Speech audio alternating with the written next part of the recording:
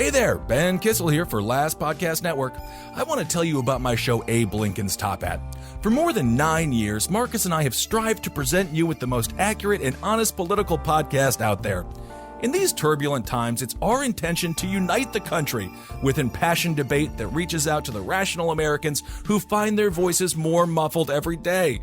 Every week, I use my political science background, my experience running for office, along with my lifelong passion to stand up for the downtrodden, the wrongfully accused, and the invisible man and woman to bring you news like you haven't heard before. Let's face it, traditional news has failed us. We promise to always tell you the truth the best we see it, and I personally guarantee to not be swayed by hyperpartisanship, but be guided by facts. To listen, search Abe Lincoln's Top Hat on any podcast platform or go to lastpodcastnetwork.com and find it under shows. Hail yourselves, everyone. There's no place to escape to. This is the last podcast. On the left. That's when the cannibalism started. What was that?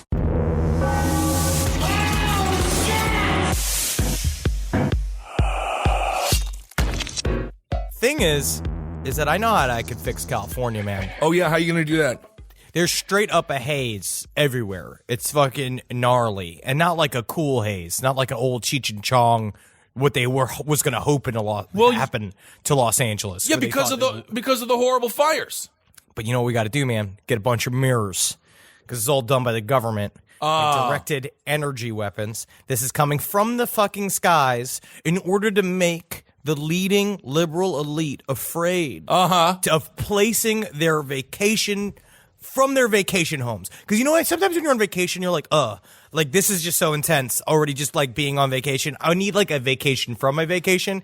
These are the homes that are being affected. Not really, but okay, everyone. This is Side Stories. I am Ben Kissel, Henry Zabrowski. You'll also hear Travis Morningstar occasionally piping in here. I do want to say this. Yes, it's the deadliest wildfire in history, and the U.S. government is microwaving us. I don't think it's the U.S. government. If anything, it's smokers. As we talked about before the show, cigarette butts cause a lot of forest fires. That's why I propose today bringing smoking back to malls. This is what I'm saying, man. Once you kick the smokers out of the malls, they're going to the streets, flicking cigarette butts everywhere. We're pushing them to the forests. It is the social stigma allow them to smoke, but you know what we should do maybe?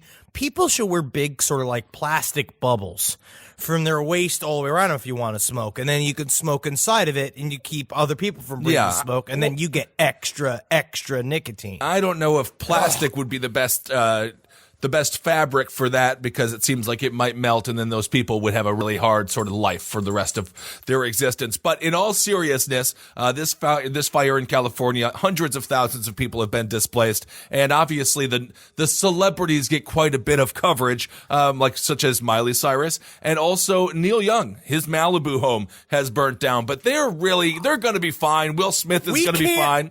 We have to think we cannot make Neil Young more sad right now. No, I can't have another suicide. No, absolutely not. But our hearts are with the hundreds of thousands of people where they can't afford to go to another house, and it's just absolutely devastating. So if you want to give a little help, you can go to disaster@calfund, that's CAL fund.org, or give them a ring at 213-413-4130 and donate some cash, because the people out in California where Henry resides, I just saw some of that footage, and it is completely and utterly brutal. So our hearts are with you, and wishing everybody the best, and hopefully it doesn't get any worse than this, but it doesn't seem like it's ending anytime soon. So we'll I don't see. really like the attack saying that I wasn't serious in the beginning. You weren't? I know. All right, I apologize. Also, R.I.P. Stan Lee. Stan Lee is at 95 years old. Gone too soon. I think he was. Honestly, I think he was. He was so beautiful. I can't believe we'd lose an angel like that. He was. What is wrong with you? You soulless monster. When I saw that news, that was devastating. I think that he did wonderful things. What happened for us? You got married, and somehow you're worse. No, I'm very sensitive. We saw 3 stray dogs over by a Joshua tree last night, and I almost took all of them. Okay. Because I didn't want to. Because I couldn't bear it. It was very intense. But the problem is, all right, Stan Lee, very inspirational. Yes, he was. Yes, he was awesome. I saw him once. I almost walked into him C2E2 in Chicago. I almost walked chest bumped into him because I wasn't paying attention. And then he's a very, very frail. I think probably his nurse farted too loud and he went to sleep. I have no idea what happened. There are a lot of cartoons and newspapers where Stan Lee's in heaven, and I don't necessarily subscribe to the idea of heaven, but it's just for people who are alive. Stan Lee spent his entire life creating false idols.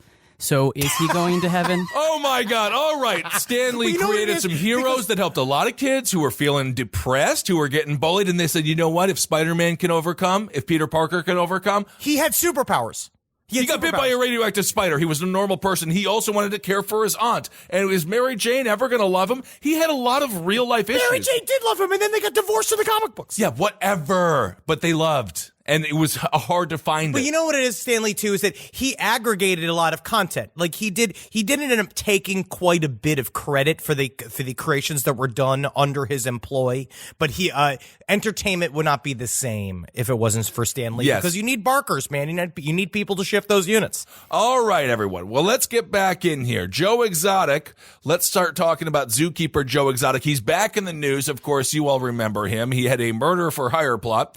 And he was also running for governor. You can do both of those things at the same time. Back in the news for all the wrong reasons. Former Oklahoma zookeeper and candidate for governor, already accused in the murder for hire plot, has been indicted on 19 new counts of accusing him of killing tigers and selling tiger cubs.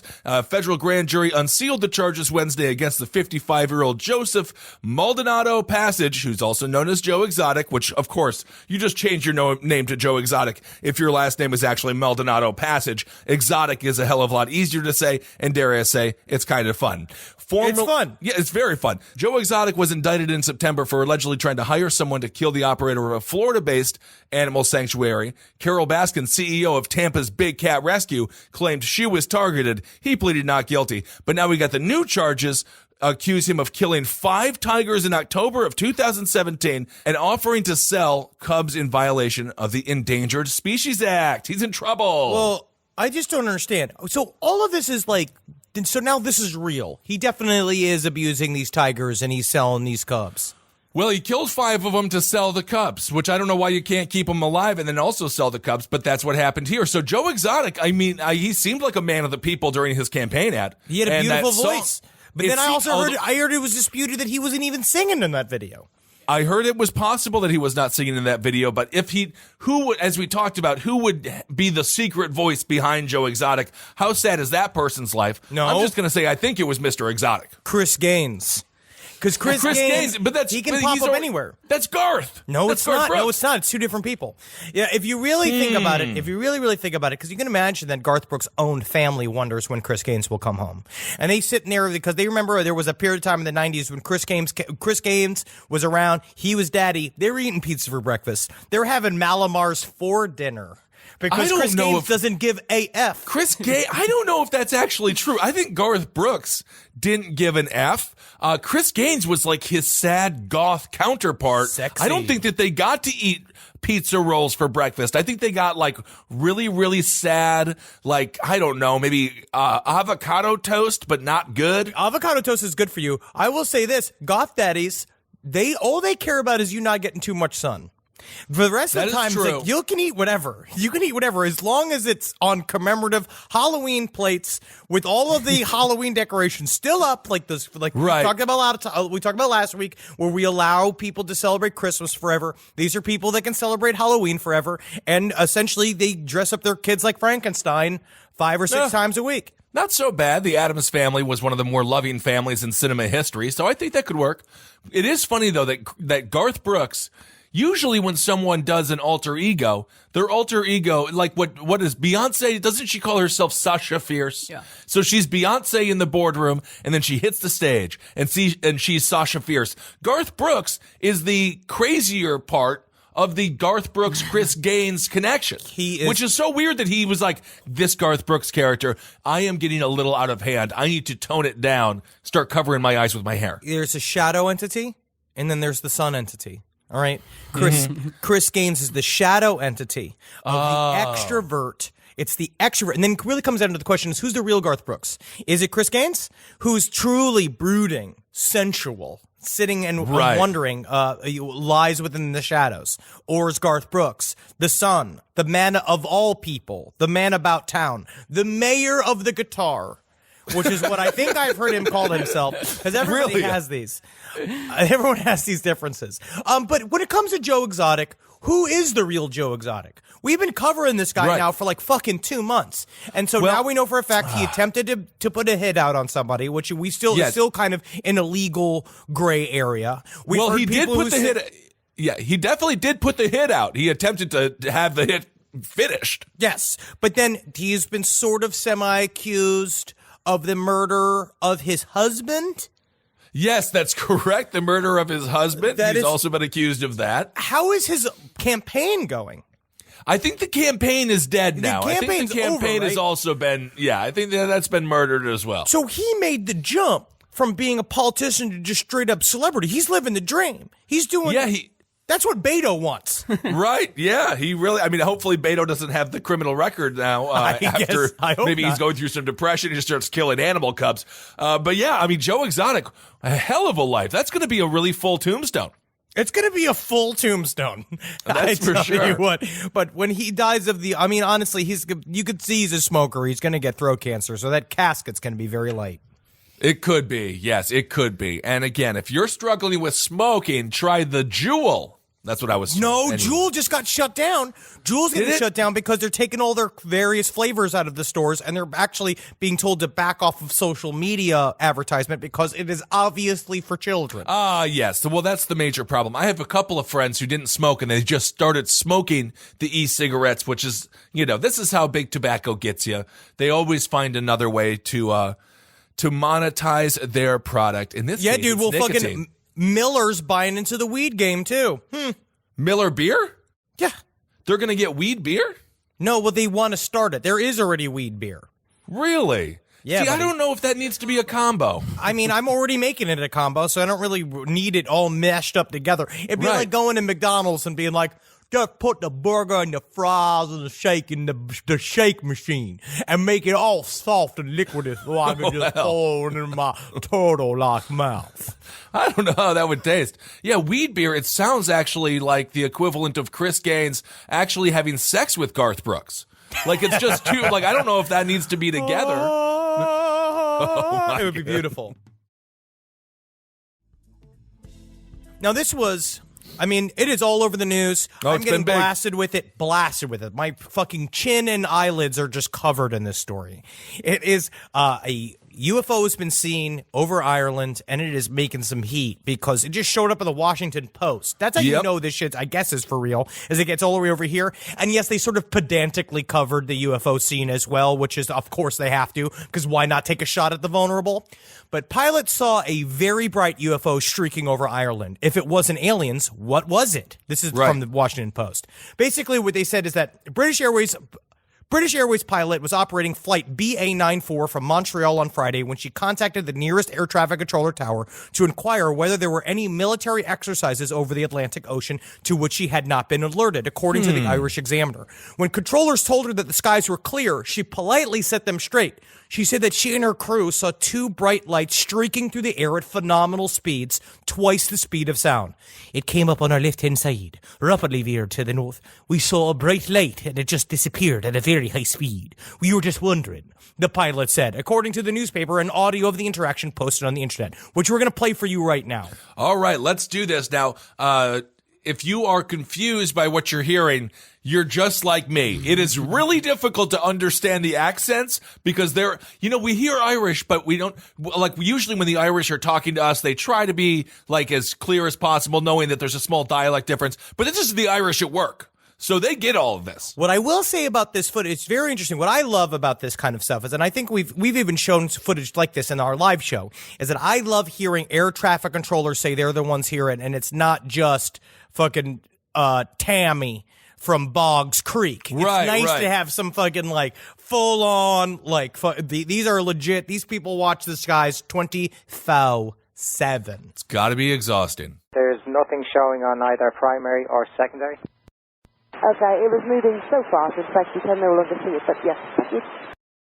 Alongside you. It to come up on our left-hand side and then rapidly veer to the north.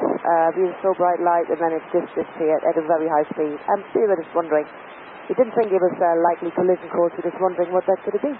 Now, you're going to see here, what happens here in this next bit of footage is that we have another pilot calling in saying that we saw the bright lights as well. You ready to play this? Two pilots. And just to clarify there, at the end, she was saying it wasn't on a collision course. So this alien wasn't, or this UFO wasn't trying to take him out. Well, she saw was just it coming. Like cruising along. She said the same thing. She saw it coming, and then it veered up at Mach 2, which they believe it looked around Mach 2, which is double the speed of sound. The Virgin 76 also saw that in our 11 o'clock position, two bright lights. Say again? See? Virgin 76. I saw two bright lights at 11 o'clock, seem to back over to the right and then climb away at speed, at least from our perspective. Okay, we're passing that on there, thank you. Meteor or another object making some kind of re-entry. Appeared to be multiple objects following the same sort of trajectory. Very bright from where we were. Okay, that's copied. Glad it wasn't just me. That's fucking awesome, dude. This is what I love about this is that just like in Europe, which seems to be more of the temperament over there, is that they more directly will investigate these. So the Irish Aviation Authority jumped right in, saying they're going to investigate under the normal confidential occurrence investigation process, which is very interesting. To me, the thing that points towards piloted objects, which is what they say in this article as well, is that there were two, and they moved in the same exact trajectory as if they were paired. What they were trying to say, one of these aircraft experts told the Irish Examiner that the lights possibly were meteorites entering Earth at a low angle. The high speeds were the result of acceleration caused by Earth's gravity. The bright lights were probably the result of friction as the celestial bodies pierced Earth's atmospheres, like a cock going into an ass. But I have no idea. But Again, are you going to put that in your official MUFON report? Is that how you're going to describe it? VIP member number 27035 can do whatever he wants if I'm filling out the reports. That's how it goes. Okay. But part of it is that the way they said is the veering. It's the shit of coming into the galaxy and then the two of them pulling up. They pulled up and out. They moved. So in the end, it's causing enough. If you've got these people, they see this shit all the time. They've seen airbound bodies. They know what flies around. Aerial phenomena, they have it in their brains because it's the job they're looking at it. Like I know the difference from driving the highways enough between this a skunk all mangled, like a skunk's guts, and a dog's guts. Because you can tell is that there's more guts in a dog. Absolutely. Well, depending on the size of the skunk, I guess. So, yes. So it appeared to be multiple objects following in the same trajectory. That doesn't seem to align itself very well with some of the theories that it's not a UFO. According to Harvard astronomer Jonathan McDowell, this interaction happened on Twitter when this dude, Patrick O'Brien, I love when Irish people have Irish names, and then I feel like that's good. Yes. Like everything's right with the world. Yes. Patrick O'Brien tweeted out this. He says, know of any satellites re-entering that this could have been, and then he says cheers because he's Irish, and you have to end every tweet with cheers. Yes. And then Jonathan McDowell says nothing space related that I know of. That's a Harvard astronomer, ladies and gentlemen. You're telling me he's wrong? Well, then you have an institution to scream at. Yeah, you want to go scream at Harvard? That sounds like fun. I'll come with you. But a part of it is but they do go to a lot of thick school. And a lot of that thick school makes your brain big. And when your brain's big, you get all these extra lobes for facts. Yes, absolutely. But McDowell himself has pointed out in the past there are literally thousands of objects whipping around Earth, which we hear that all the time. And that's like horrifying. Yeah. Isn't that just a little bit scary? All of these objects are just out there. It's just a matter of time until one of them just pings us a little bit, and then God knows what happens. You're dipping your toe into true existential dread, which is the problem is that if you really allow those floodgates to open, if you allow the existential dread French doors to open into your mind, you're fucked. Because we are truly, it is the spinning on a rock thing. It is the flat Earth people saying they are fucking, that they are so scared of the idea of the Earth is wildly corkscrewing through the sky. They can't handle it. It drives them crazy. I love to see them on a roller coaster. Just going, Honestly, This I is could not see how them it's on a- supposed to be. I could see them on a roller coaster, though, just totally zen. Just be like, yes, just as I expected. Perfect. So apparently there are 4 major meteor showers that are currently active. That's according to the American Meteor Society, a.k.a. the people who buy all the slacks and all of the, what do you call those, khakis? Khakis. No, Khakis. man. Khakis. Let's put a little bit of the blame of the bump of the khaki market on Best Buy. Honestly, Of course. because there's a lot of khakis being funneled into Best Buy. Yes, so they say this could be Taurids, which are known to produce bright fireballs in the sky, or it's a UFO, which by definition it is a UFO. But we're talking about a steady light. It's not like a flare. It's a steady light that comes in, hovers to the side of their plane, which is what they're talking about, and went zip and zipped up. That's a goddamn meteor.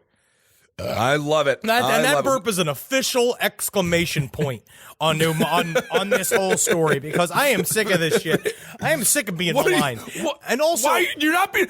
Honestly, Henry, the alien researcher is the least maligned right now than they've ever been. Because people are starting to take it a little bit more seriously. Let me read just the segment from the Washington Post thing that makes me fucking really mad. All right. Okay. The confused person on the radio was not someone typically associated with dodgy reports of extraterrestrial interaction. There were no claims that large-eyed green men crossed the cosmos to turn livestock inside out, or too detailed, breathless tales about cold metal tables and undignified alien probes. Oh, and then they also use, so should we put our tinfoil hats on now? I hate it. I hate it. So triggered. All right.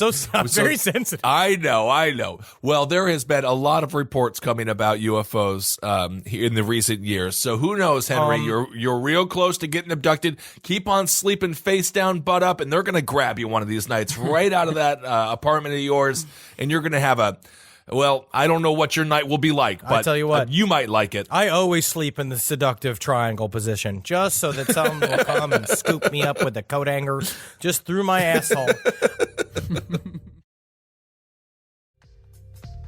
All right, so it's just a matter of time, Henry, until you discover an alien, and they're going to be impressed with you.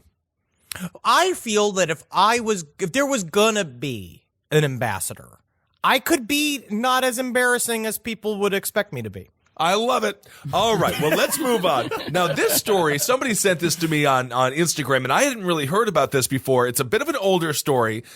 This past Monday marked 29 years since the death of Bruiser Brody. Now, who the heck was Bruiser Brody, you might ask? He was a professional wrestler. He was 6'8", 280 pounds, which makes me sad because I actually weigh more than him, and I am only 6'7". He was a true inventor of the brawling style, and his wild man character helped lay the groundwork for what would later become hardcore wrestling. So this guy is really a godfather of like ECW and things like that. Okay. So this dude wrestled all across the U.S., including WWF, huge star. He was literally huge in Japan, and that's where he formed a dominant tag team with fellow hard hitter Stan Hansen. So why is this story interesting? Well, it turns out he was doing this.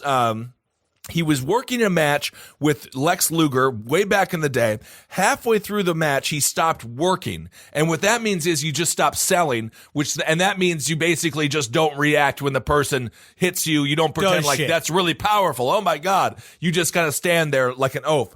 So suddenly, no selling Luger's offense and refusing to cooperate with Luger or the referee. So something was going on. Now, on July 16th, 1988, Brody was set to compete in Puerto Rico for the WWC, a promotion owned by Puerto Rican legend and WWE. I have to say WWE. I'm going to say WWF Hall of Famer Carlos Colon. So Brody arrived at the stadium, and what happened was a lot of tension was going on in the locker room, and Brody was sitting alongside this dude Jose Gonzalez. And what happened was, this is according to Dutch Mantel. He says, "I've always been able to feel tension in a dressing room, and boy, I felt it heavy that night." Then he also says, "But I couldn't place it. I didn't know where the tension was coming from." Then Mantel left the dressing room, and when he returned 5 minutes later, Brody had been stabbed in the stomach. From the accounts of all the other wrestlers, Gonzalez asked Brody to come into the shower stalls to talk business, which that's not a place to talk business. If anyone ever tells no, come into the urinal, we got a lot of important business to talk about. That's never a good idea. No. So it was common. Apparently that's commonplace though. I don't know why. I've never really heard of that come into the showers to talk business. That seems very, I want to go down that road of what that could lead to. It's nice to get somebody vulnerable because really it's about negotiation, right? So in the end, it's like you want a guy with his dick out and his back to you so that you can be right behind him. It's going like whispering in his ear, slitting your lips, touch his earlobe. I guess so. Well, according to this article, it's commonplace to talk biz in the shower stalls, and apparently it still is, which is quite interesting. Just go out to the parking lot or go to the car anyway. But in the shower stall, instead of talking business, they got into a scuffle, and Gonzalez pulled out a large knife that he had allegedly concealed under a towel. Thank God, because I was wondering, where is he keeping this large knife? In the man purse? You know what I'm talking about. Yikes. So he pulled out this massive knife, and then he stabbed Brody. Brody stumbled out of the stall and in a state of shock tried to walk out into the stadium, but Savio Vega, who you'll know is a former professional wrestler, stopped him. Brody laid down and waited for help. Atlas, who once was, oh my goodness, this is actually Tony Atlas, who once held the WWE tag titles with The Rock's dad, Rocky Johnson, witnessed the whole incident, and this is what he said. He said, when Brody was lying on the floor bleeding, the guys were just going over their matches like nothing had happened. Brody laid on the floor for about 45 minutes because it was the beginning of the show, and the ambulance couldn't get through the crowd of people. They couldn't lift the gurney to get him on the ambulance, so they said, can any of you guys help? Every wrestler in that dressing room, including American wrestlers, turned their back. When the police asked what happened, everyone in the dressing room said they didn't see nothing. Atlas described how he began to lift Brody. He smiled at Atlas and said, don't drop me, brother. But his injuries were grave. Atlas recalled that Brody had 2 8-inch cuts to his belly. His liver was cut in 2, plus his intestines were cut in 2, and Brody died from massive internal hemorrhaging and blood loss. So everyone knew what happened. Jesus. And they refused to help this guy for 45 minutes as he just lay there like bubbling blood out and obviously dying. But the performance had started, so they couldn't get the ambulance there. That's a creepy, weird story. Why is it like this? I don't know. I have no idea what Brody did to piss everybody off. Maybe it was the no-selling of Lex Luger, and this is how they repaid him. I have no clue. Is it that serious? Wrestling's very serious because if you make a mistake, you can kill somebody. But I wonder do they believe that that's such an intense disrespect that they would literally let you die? I know that people take things very seriously. I've seen Twitter, but a part of it's like, I wonder what it's like with something like I know that that's so fucked. You just let your buddy die in front of you? I guess so. And then Tony Atlas was there. I mean, and everyone, Savio Vega, this is a story 29 years old that's never really been solved. And I don't think that this dude got into any I can't find a follow-up. So, okay, here we go. So what happened? I imagine also at the time, right? Because this was when he was murdered? This is what so this is the follow-up on Gonzalez, the dude who stabbed him. Incredibly, Gonzalez walked away and continued to wrestle until 2006. Mantle has claimed the police weren't taking his story seriously right from the start and thought it was just another crazy wrestling angle. So they thought that wrestling angle where somebody actually dies by being stabbed to death. Some blamed a flawed justice system, while others accused the Puerto Rican wrestling community of covering up the truth and intimidating witnesses to protect one of their own. Mantle was supposed to testify at trial, but suspiciously didn't hear from the court until after the trial was finished. This is according to him. He said, I knew the verdict of the trial before I even got my subpoena to appear, with some witnesses seeming to observe a code of silence and others reportedly too scared to testify against Gonzalez. He was acquitted on the grounds of self-defense. So he just wrestled until 2006. Shit. That's crazy. I wonder if there's, because especially at the time, wrestling is now re-blown up, right? Oh, yeah. But it's kind of also now dipping back down. Isn't that true? Where it kind of had its renaissance 3 years ago, and now it's kind of middling. Well, it's because Vince bought everything, but so like Cody Rhodes and like Ring of Honor, there's other New Japan Pro Wrestling. They're coming up as the WWE because their product is kind of going down a little bit. But it's other pockets are popping up that are doing pretty well. But a part of it is especially at the time, like 20 years ago, right? Yeah, almost 30 years ago. Yeah, wrestling was not popular. And I imagine, because now we sort of understand, which is truly fucked up about our society, that something like that kind of story would actually ramp up interest in the sport, where people would be like, what the fuck is going on in here? Yeah. And so because we're also naturally horny and voyeuristic, we want to see what's fucking weird about wrestling, so we want to get. But at the time, I imagine that they were pretty certain that if he came out saying that someone was murdered in the locker, that it would sink what was happening with wrestling. Probably. Bad I mean, on it. but wrestling's really was always popular, especially in places like Puerto Rico and here. I mean, this is like the early 90s. What is it? Yeah, something like that.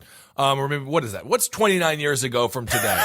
That's good. We're so old. I don't even want to think about it. I remember when I watched wrestling like in the early 2000s as a kid, every time there was a match, I'd see somebody bleed. Is that at all still happening? Yeah, they don't cut themselves as much as they used to. That was always really fun when they did that. But why don't they do the bleeding anymore? I don't know, because Vince wanted to make it a PG product because his wife ran for Senate, and then they're trying to be like, it's a classy venture, and it's like, it's not supposed to be. It's supposed to be professional wrestling. But yeah, anyway, so now if you do see blood, it's most likely, it's always real blood, but it's most likely caused by a real hit. Not that cutting yourself isn't real. Because they would cut their forehead, right? Yeah, Wasn't the thing with the little razor, they would keep it in their band, whatever it is, of their pants? Well, yeah, they put it under a little piece of tape, and then they take the tape off, and then they poke themselves a bunch right where it bleeds on your forehead. So it bleeds a lot, but it doesn't cause that much actual damage. You just want to hit a vein up there, and that's what happened with Stone Cold and Bret Hart in that match, the I Quit match. And then, but Austin didn't quit. He passed out from the blood. But so in that match, it made all the difference, because without the blood, it just wouldn't have looked as awesome. Well, yeah, that's the idea. Blood makes it super fucking. That's what fucking black metal understood. Oh yeah, they understand we like the visual of the intensity. Yeah. So this is a story, very fucked up story. That is, first of all. Okay. That's horrible. You never hear this about this in baseball. They just kill their families. Not baseball. Right, more football. Football to kill their family. Yeah, baseball, as a matter of fact, Ray Caruth, he just got out of prison, a former Carolina Panther. I think he did 19 years. He murdered his wife, and she was pregnant, and then the kid was born, and the whole thing is Jesus Christ. Yeah, I don't think he'll be playing anytime soon. That's no? sure. He aged out, number one, and then but he You know what's a good sport for him? Golf. Could be. Get all those hours alone. Yeah. So this is a story about a man. Now this is a very twisty turny story. This is one of those where it is very sensationalistic up top, but as soon as you peel the top layer back, there's a bunch of weirdness in this that I also have a lot of questions of our listeners. The mother of an Australian man who died after injecting his scrotum with silicone as part of an inflammation fetish confronted his American bondage master in an episode of this show called The Project. It is very, very compelling footage that I found on the website of the Toronto Sun, if you look it up. And so this young man, Jack Chapman, he died of what was called a silicone embolism, where he was forced to by apparently, which was he had a master pup relationship with a man named Dylan Hefferteppen, who is he belonged to him via contract. There was a part of he is known on Instagram as Noodles and Beef. If you look up hashtag Noodles and Beef, there's a lot of shit in there, and basically Dylan. Wait, hold on. So I am not laughing. This is very sad. Yes. I am not. Okay, yes. But is it okay? So I'm just. Is it so? Jack was Jack known as Chapman. He was known as Pup Tank. Pup Tank. Pup Tank. Okay, and then his masters was Noodles and Beef. Dylan Heffertappen, and that he. So Pup Tank. Pup Tank is owned by contract by Noodles and Beef. Yes. And Noodles and Beef, now did he request the Pup Tank put silicone in his balls? From what it seems to be, if you look at pictures of Pup Tank, who had to legally, forced to by his master, Dylan Hefferteppen, to change his name to Tank Heathcliff Chapman. So he changes to Heathcliff as well.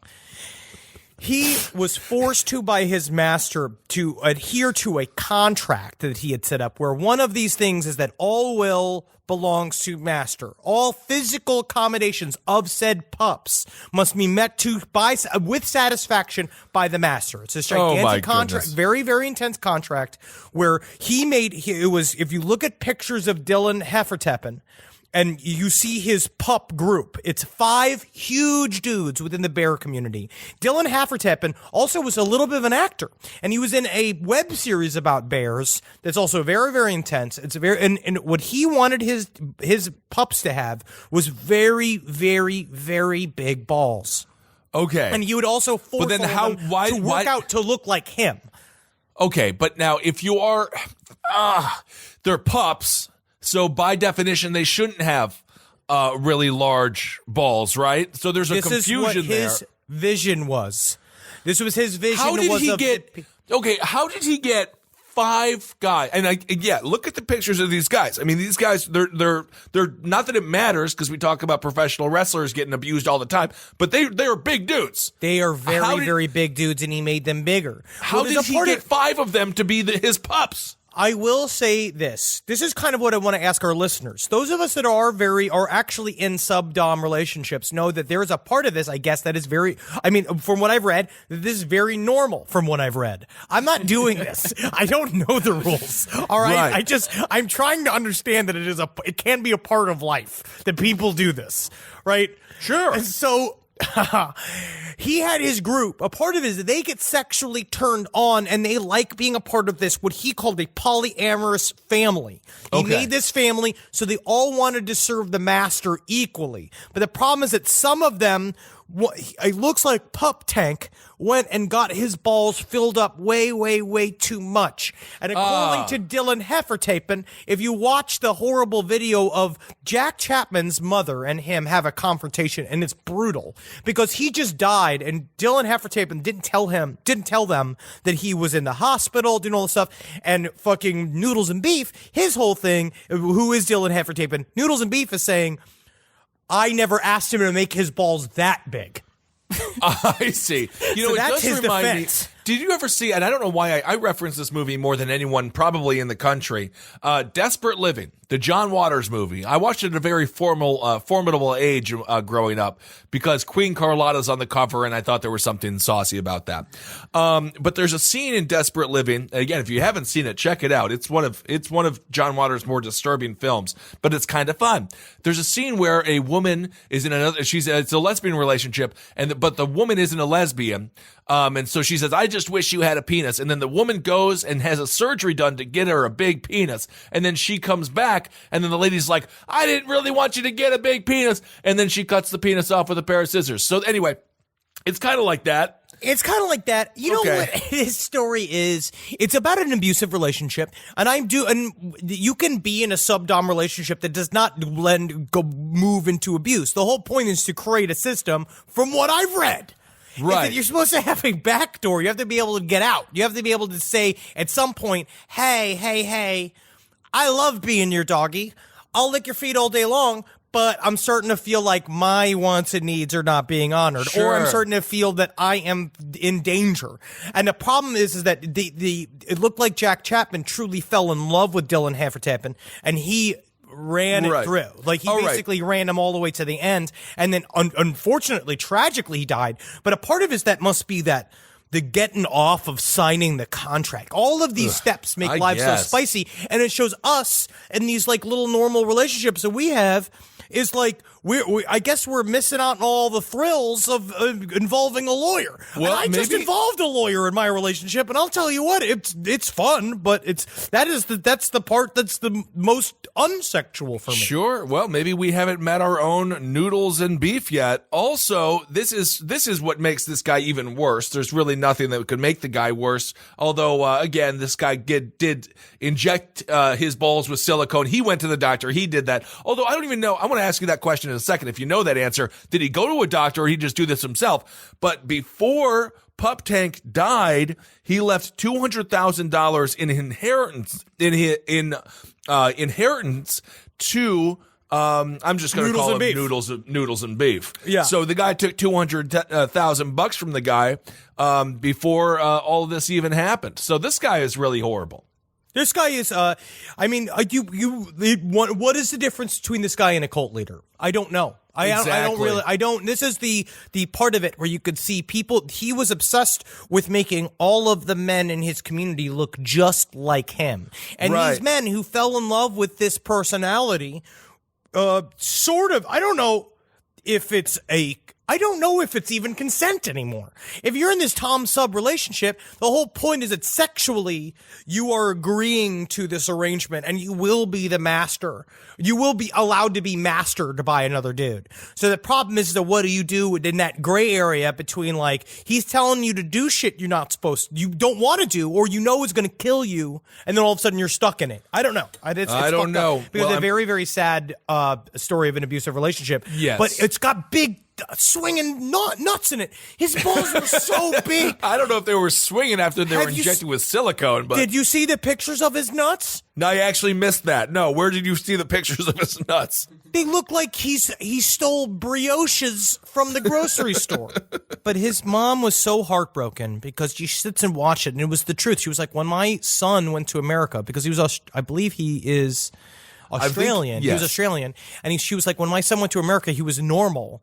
Or the way she described him is, he was the giant that sat silently in the back of every room, watching and watching. That's how she described him, which is very ominous. Weird. Silent giant. It's very ominous. But then she got very, very sad because she was like, he went looking normal, and then he just started getting fucking jacked, wearing that chain with the fucking chain link around him with the big fucking, what's it called? What's the channel lock? Oh, I see. Interesting. Well, according to this article, they do call it a cult fetish scene, and it was spearheaded again by Noodles and Beef. So there it is. Well, who knows what'll happen? We'll keep you following. We'll follow up on that story to see what goes on with Noodles and Beef. I'll tell you what, though, Noodles and Beef sounds delicious. I love stroganoff, man. I love it too. I could see how he funneled it in. I could see how it got people locked in to the cult because you kind of expected a bunch of egg noodles and saucy beef all over it. Oh, of course, naturally. That's one of my mom's. That's one of my favorite meals that my mom makes. Oh, it's one of the best. She makes that roast beef and they got all the brown gravy mixed in with all the sauce in the pressure cooker.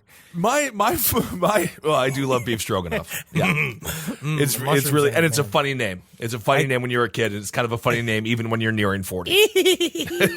Beef stroganoff. All right, so this is the worst person of the week, in my opinion. A Florida principal allegedly stole $900 from a 9-year-old student who has some mental disabilities. A Florida elementary school principal was arrested after allegedly stealing $900 from this student. That's according to police. On October 22nd, an unidentified 9-year-old student brought $2,100 to his classroom from home. Why? That we don't know. Again, he's a little bit, he's got some challenges, so perhaps he just thought this was a good idea. How did he get that much cash? Well, that we'll find out. Staff and administrators counted the money and placed it in the desk of Principal Edward John Abernathy for safekeeping. So this guy just got $2,100 in his desk. He's like, okay, you just put it here. Everything will be fine. The following day, Abernathy allegedly told his staff he would take care of the situation. 3 days later, of course, 3 days later, the student's parents realized their child had taken the money to school, and the boy's mother went to Abernathy's office to get it back. On the way back to her car, she realized $900 was missing. So that's pretty standard. I'm looking this up. The principal can take a solid 43% of any cash. That's off the top. That's a percentage the principal can just get. Yeah. This guy is horrible. So after staff and administrators confirmed the discrepancy, the mother filed a police report. The following day, law enforcement interviewed Abernathy, who allegedly changed his story about the money several times. At one point, the police report alleges Abernathy said he moved the money from his desk to a shelf and suggested a student might have stolen it from there. But who knows what happens when you're moving money from the desk to the shelf? That's like a big gap. You don't know what's going to happen in that 5-6 feet. But you don't know what's going to happen. This is a funny thing. But police said the shelf which was about 6 feet high, would be difficult for an elementary school student to reach. Abernathy agreed with police and said that would be a bit of a reach. He was arrested Thursday and charged with 1 count of grand theft of less than $5,000, but he posted bail. This guy is the principal equivalent of Chris Farley's character in Billy Madison when he eats all of the lunch sandwiches. When he eats all the bag sandwiches, they're like, who the hell would eat 50 bag sandwiches? A guy like this, Abernathy, I'm going to say, worst person of the week. I'm going to call right now. Mr. Principal Man has a bit of a drug problem. I'm going to call right now that he's got a drug problem. I'm going to call that he's got either a gambling problem. There's something that's come from the back, because just to take $900, because first of all, someone's going to know that $900 is missing out of $2,100. It's 43% of the money. It's not $100. It's not skimming it. You know what I mean? It's not all of it, because to be honest, he should have just took all of it and just said there was a fire. Like, he could have just made it up. Sure. $900 seems to me like a guy going like, yeah, I could just take this. This goes missing all the time.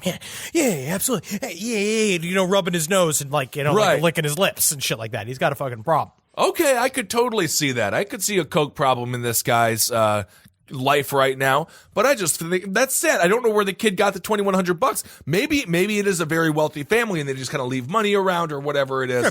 Yeah, they fucking bank robbers. Who's guess $2,100 in cash just around? I'm not quite sure, but you gotta, leave this 9-year-old kid alone. That's what I say. Anyway, poor child. That poor kid. He got taught a terrible lesson. Never trust fucking authority. And it's hard that he had to learn it that way, but when it comes down to it, that's what you fucking know. And I tell you what, I would never give I wouldn't give my money to a police officer.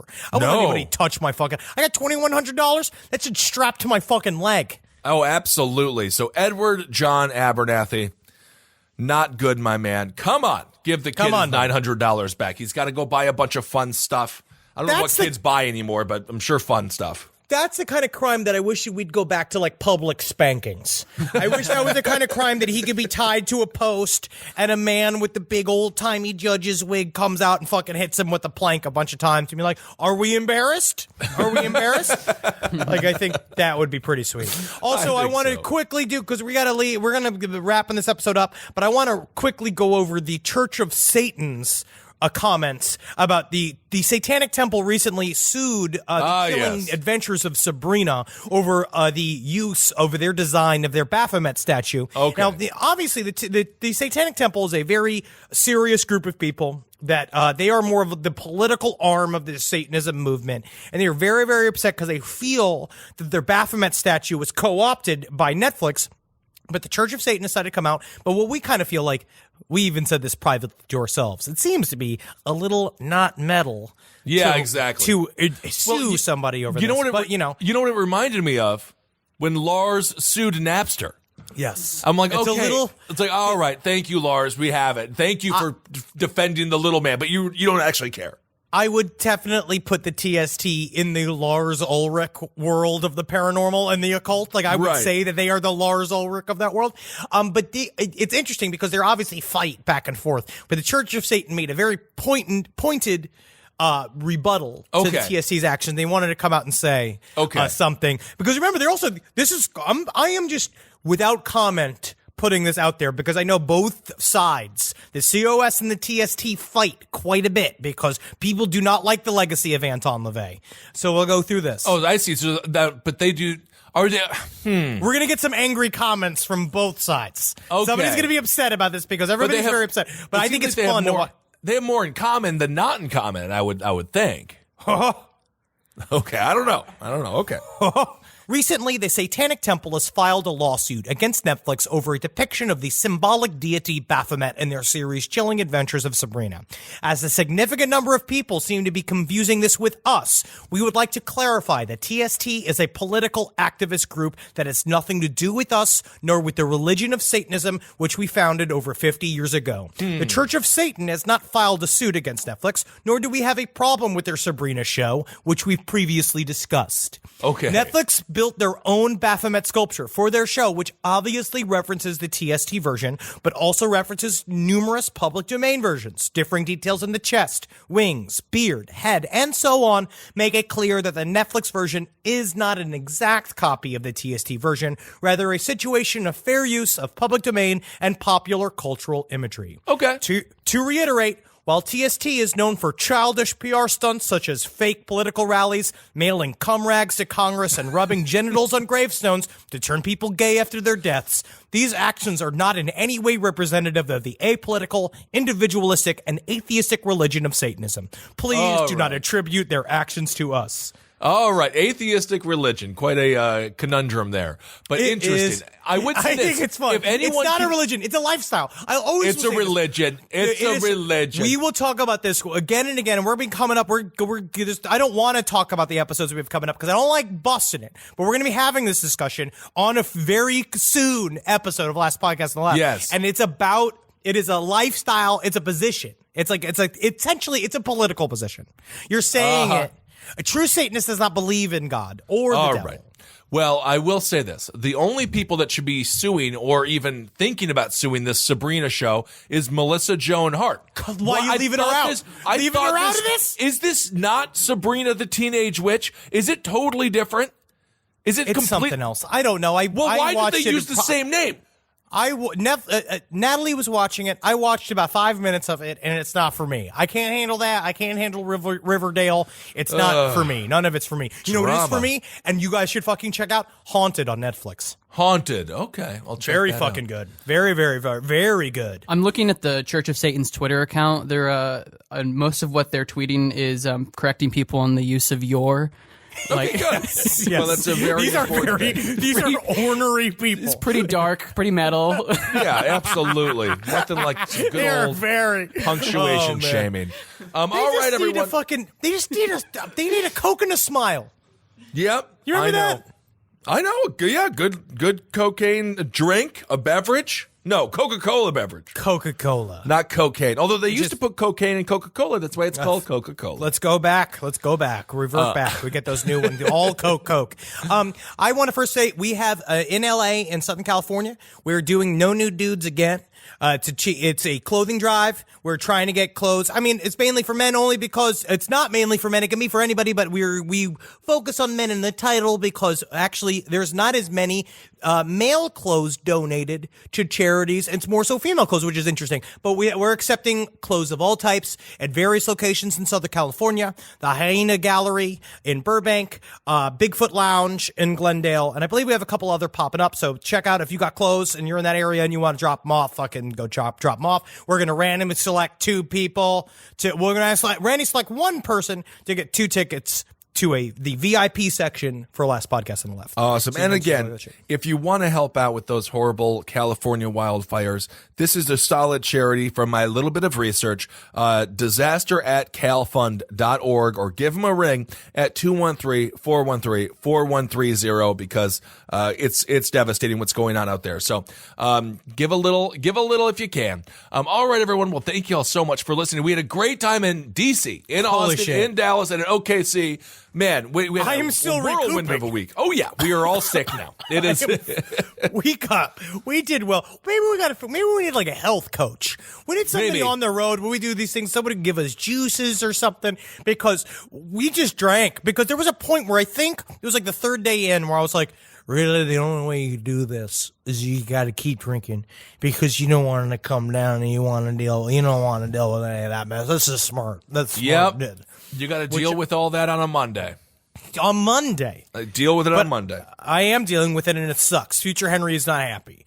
I wanted to say thank you to the people who gave me that Moldavian wine in D.C., which is pretty good, and also that lambic beer. Whoever gave that to us was delicious. I love it. I believe we got that in Dallas, which was incredible. That place was incredible. Yes, also, if you want to, please check out Trollville On Demand. It's on there. You just type it in, Trollville On Demand. You can see it. All right, Trollville On Demand.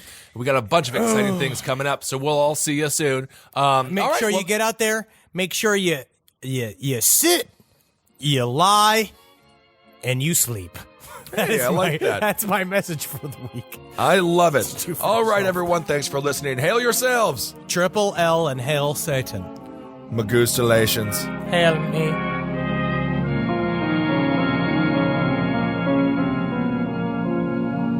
Hey, Side Stories listeners, this is Henry Zabrowski. You may recognize me. I'm the host of this podcast along with the other fucking monster, Ben Kissel. And I'm here to tell you about Trollville, a new series brought to you and created by me, Natalie Jean, and Sina Ghaznavi. This show is about what happens when you take an internet troll and you watch his online behavior slip into his real life and see how does that change him. Is he ready to join society? We've made this project with a lot of love on our own dime. I'm really hoping you guys will enjoy it. It's $1.99 per episode and $5 for the entire series. It's over 50 minutes of my body jiggling back and forth.